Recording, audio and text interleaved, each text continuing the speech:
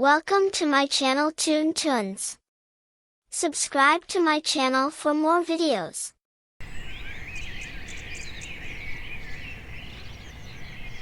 एक समय की बात है, एक सुंदर गांव था। उस गांव में बहुत सारे पेड़ और घर थे। उस गांव के पास से एक नदी भी गुजरती थी। गांव के दूसरी ओर एक जंगल था।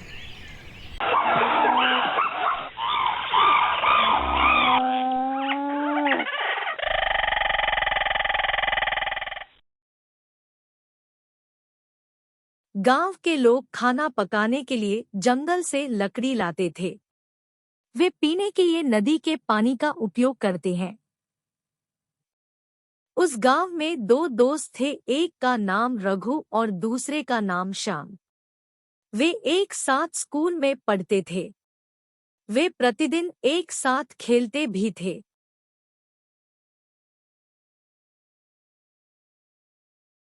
रविवार का दिन था और स्कूल की छुट्टी थी।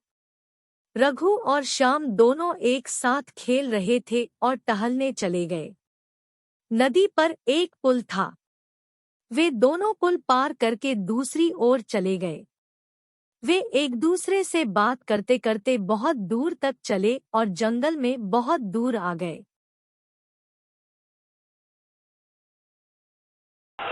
जंगल में बहुत सारे पेड़, पक्षी और तितलियां थी।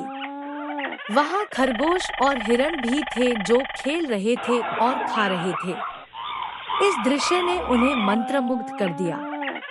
यह देखकर वे बहुत खुश हुए। वह शानदार दृश्य था।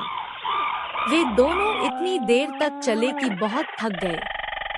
उन्होंने कुछ देर आराम करने की सोची। वे एक बड़े पेड़ के नीचे बैठकर आराम कर रहे थे। तभी अचानक उन्होंने एक भालू को अपनी ओर आते देखा। वे भयभीत हो गए। रघु बहुत दुबला-पतला था, इसलिए वह पेड़ पर चढ़ गया। श्याम थोड़ा मोटा था, इसलिए वह पेड़ पर नहीं चढ़ सका।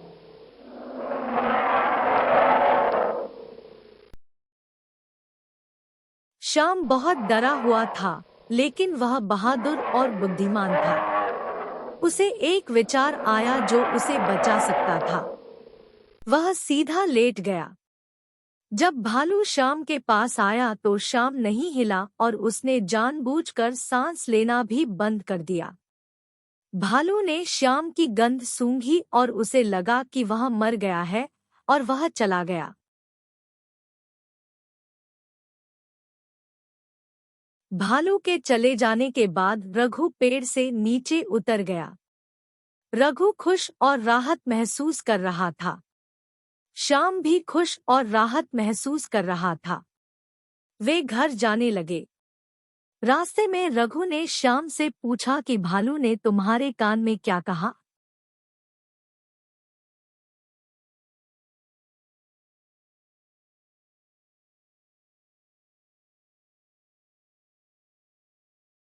श्याम ने कहा, भालू ने मुझसे कहा कि जो कोई भी कठिनाइयों के समय आपके पक्ष में खड़ा नहीं होता, वह आपका मित्र नहीं है।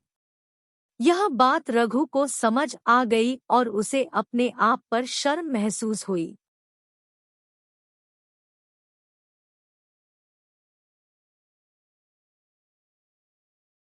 आओ हम एक और कहानी सुनेंगे, एक चींटी और एक कबूतर। एक बार की बात है, एक छोटे से खूबसूरत गांव में एक नदी थी। दिन भर पानी बहने की आवाजें आती रहीं। गांव के लोगों को नदी के पानी की आवाजें बहुत पसंद आती थी। ध्वनियां शांत और निर्मल थी। नदी के पास एक पेड़ था। उस पेड़ पर बहुत सारे पक्षी थे। उस पेड़ पर एक कबूतर रहता था। यह हर समय कूक रहा था। पेड़ के पास एक चींटी का घोंसला भी था। उस घोंसले में बहुत सारी चींटियां थीं। चींटियां लगातार एक स्थान से दूसरे स्थान तक जाती रहती थी। चींटियां पानी पीने के लिए नदी के किनारे जाया करती थी। एक दिन एक चींटी नदी पर पानी पीने गई और पानी में फिसल गई। चींटी नदी में बहने लगी। इसमें काफी संघर्ष करना पड़ा। उस पेड़ पर रहने वाले कबूतर ने चींटी को नदी में बहते हुए देखा। वह मन ही मन सोचता है, मुझे चींटी को बचाना चाहिए।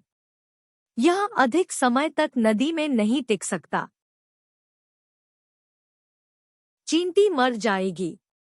मुझे चींटी की मदद करनी है। मैं इसे कैसे सहेज सकता हूँ? कबूतर को एक युक्ति सूझी। उसने एक पत्ता नदी के पानी में फेंक दिया। चींटी ने कबूतर को उसकी मदद के लिए एक पत्ता फेंकते हुए देखा। चींटी सोचती है कि कितना अच्छा कबूतर है जो मेरी मदद कर रहा है। मुझे पत्ते पर चढ़ना होगा और खुद को बचाना होगा और कबूतर को धन्यवाद देना होगा।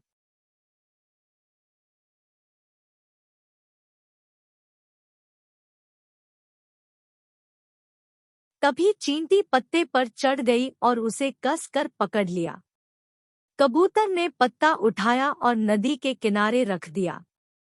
चींटी पत्ते से नीचे उतरी और अपनी जान बचाने के लिए कबूतर को धन्यवाद दिया।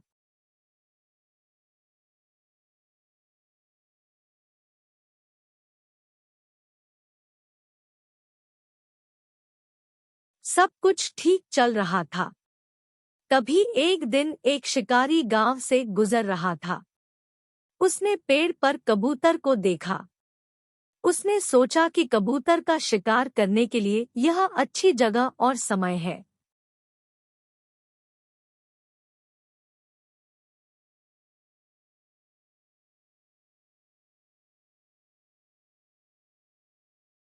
उसने अपना धनुष बाण उठाया और कबूतर पर निशाना साधा। चींटी ने उस आदमी को देखा जो कबूतर को निशाना बना रहा है। चींटी को लगा कि कुछ गड़बड़ है। यह आदमी कबूतर को चोट पहुंचाना चाहता है।